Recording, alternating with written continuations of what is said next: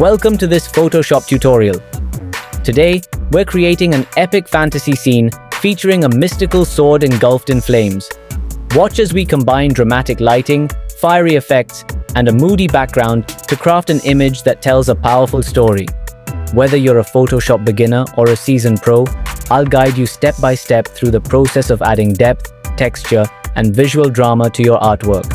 Stay tuned and unleash your creativity as we bring this sword to life.